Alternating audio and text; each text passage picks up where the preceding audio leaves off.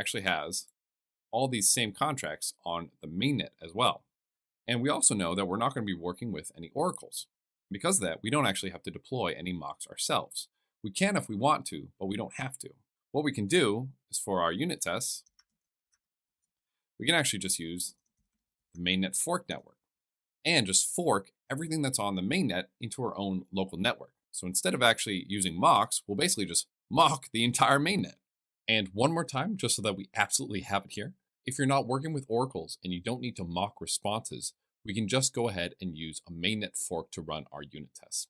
If you are using oracles, then it makes a lot more sense to do the development network where you can mock oracles and mock oracle responses. With this in mind, we know that we're going to be doing a lot of our tests on mainnet fork. We can go ahead and add a mainnet fork network here. And then we can just add the mainnet WETH token for mainnet fork. So we'll look up WETH token, Etherscan, WETH token, Etherscan, and we'll grab this contract address. Remember, absolutely positively, if you want to double check that the contract address that you're working with is correct, I highly recommend you do so. Because if you get it wrong, you could accidentally add some money to a contract address that you don't want. So we're going to have the mainnet fork address be the WETH token address. And in our terminal, we can do brownie networks list and see that indeed we have a mainnet fork here. That's going to use the Ganache CLI to fork mainnet for us. There's a link in the description to refer back to the section where we actually set this up. So now that we have the interface, we know that we can actually compile it down to the ABI. So back in our get WETH here, first thing we need to do to make any transaction, obviously, is get an account. Well, this is where we can go back and make our helpful scripts. So we can go ahead, do def get account, index equals none, ID equals none, same as before. And if you have your get account function from our last demo, you can just go ahead and copy paste it in here. All right, great. Now we have our get account function. So we can do account now equals get account. Oh, but we have to import it in here. So we'll do from scripts dot helpful scripts import get account. And depending on your Python version, we'll add an init.py just so that Python recognizes that scripts is indeed a module. All right, cool. So we have our account where we can make some transactions with. Now let's go ahead and get our WETH contract. To do this, we can import interfaces from Brownie. Import interface, same as we did before. And we can do WETH equals interface dot I WETH, and the address here is going to be from our config. Config networks network.showActive, and then WETH token. And we also have to import config from Brownie and network as well. Now you might be asking, why aren't we using the get contract function here? Well, you can absolutely 100% go ahead and use that get contract function. But since we're going to be testing on mainnet fork here, I know that we're always going to refer back to the config. So I'm confident that I'm not going to be deploying any mocks. It's better practice to go ahead and use that get contract function, but for this one, we'll just make it a little simpler and use the config. And now in our Brownie config, if we're on the Coven network, we're going to use this one. If we're on mainnet or mainnet fork, we're going to use this one. For going to mainnet or to real production, you could also have a mainnet network and it'll just be an exact copy of the mainnet fork. And remember, we're going to want our .env, our env file, our environment variables to get pulled from that .env file. So we can just set it like this. Now everything in our .env file will get pulled in automatically. Great. So we have an address and we have an ABI, which comes from the interface. Now we can just call this deposit function where we deposit Ethereum and we get WETH. So now we'll just do transaction equals WETH dot deposit, and we'll do from account value is going to be, let's just say 0.1. So 0.1 times 10 raised to the 18. So we'll deposit 0.1, and we should get 0.1 weth in return. Do a printf string.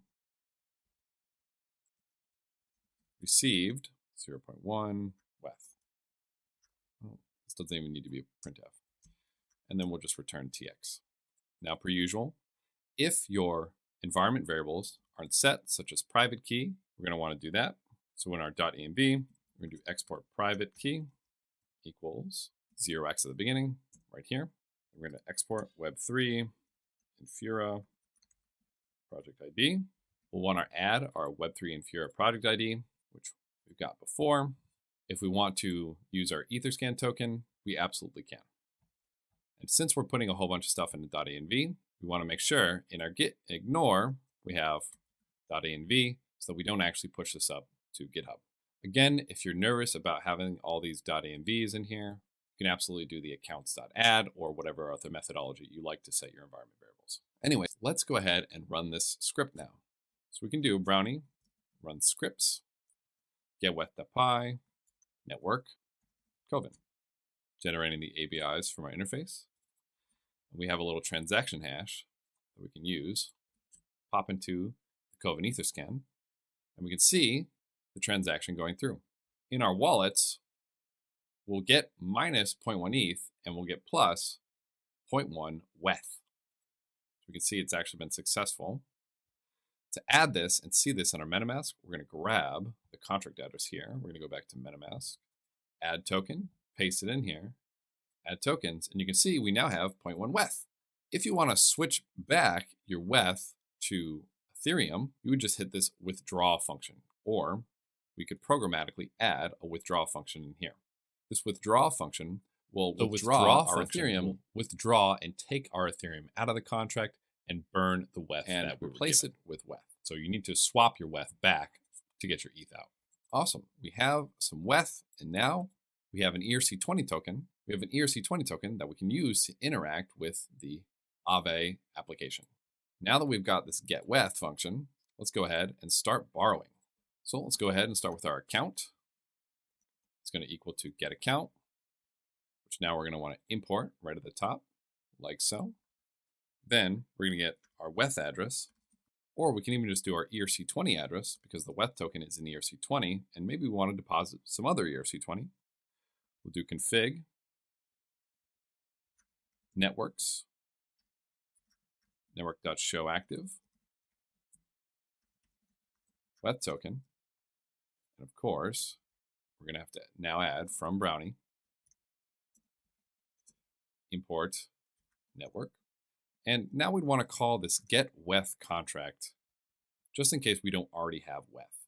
We would just add another from scripts, .get weth, import, get weth, but we don't actually need to call it right now because we already have some wrapped Ethereum in our Kovan address. Now, if we want to test this though on our local mainnet fork, we probably will want to call this get weth. So I'm just going to add a little if network.showActive is going to be our mainnet fork.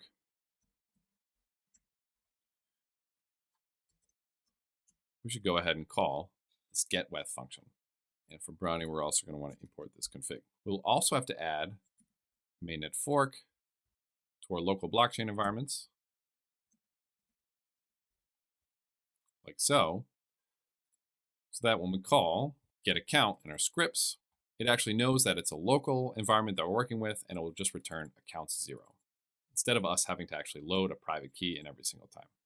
And we want to actually wait for our transaction to complete here. So we'll go ahead and add this wait. And then do tx.wait and wait for this transaction to actually finish. Otherwise, Brownie will get a little bit mad. So now that we have that, we can run Brownie, run scripts, Aave borrow.py, network, mainnet fork.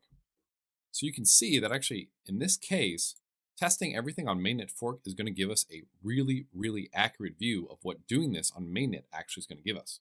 We don't have to do any mocking. We can literally just fork all of mainnet and go from there. We are still going to test on Kovan though in a little bit, just so we can see all the transactions that go through, how long it takes for stuff to happen, and etc. So now that we've gotten some weth here, we actually need to go into our second bit. We're going to deposit some eth, or in our case, some weth, into Aave. So how do we actually do that? Well, everything that we need is going to be in this Aave documentation here. Where we deposit and borrow from in Aave is in their contract, this lending pool. You can see here, the lending pool contract is the main contract for the protocol. It exposes the user-oriented actions that can be invoked in Solidity and Web3 libraries. And these have all of the functions that we need. It has deposit, where we deposit our asset as a collateral, withdraw, where we take it back, we have borrow, we have repay, and we have swap borrow rate, and a couple other interesting ones which we'll go into later. But for now, we just really need to focus on repaying, borrowing, withdrawing, and depositing. So as you probably guessed, deposit is the function that we're going to work on right now. And since this is the contract that we're going to work with, as always, the two things you need when working with a contract are going to be the ABI and the address. So we're going to get this lending pool contract. We're going to say lending pool equals, and we're actually going to even make a function called get lending pool. So down below, we're going to do def get lending pool, not poll, and we're going to get the lending pool address and the lending pool contract so we can interact with it down here. Now, something about this lending pool is that the lending pool address can actually change a little bit depending on a lot of different pieces. So there's actually this address provider, which gives us the address of a specific or particular market. If we go back to this Aave UI, there's actually different markets. So there's different types of ways we can interact with Aave. We're just going to work with the basic Aave v2 because it's easily the most used on mainnet as well. The address provider registry will give us, so this address provider will give us the address of the lending pool for our market.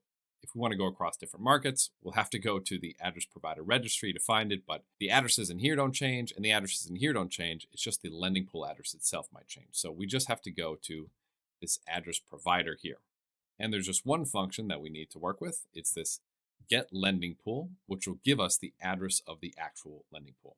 So don't let this confuse you too much. Basically, all we're trying to do is we're saying, hey, where is Aave located right now? And Aave has a contract that will always tell us where the main Aave contracts are. And that's this addresses provider right here. So this is another contract that we have to work with. And again, when we have a contract, what do we need? We need an ABI and we need an address. So we can absolutely, once again, we could go ahead and copy paste like ABI equals whatever the ABI is, but we're just going to use an interface because life is great with an interface. So a couple of great things about interfaces too. If we know we're only going to work with one or two functions, we can actually just make the interfaces ourselves. So in interface, we could do new file, we could do I, lending pool, address provider, .sol, and we could just add it in here ourselves. So we'll first do spdx license identifier, and then we'll do like MIT or something.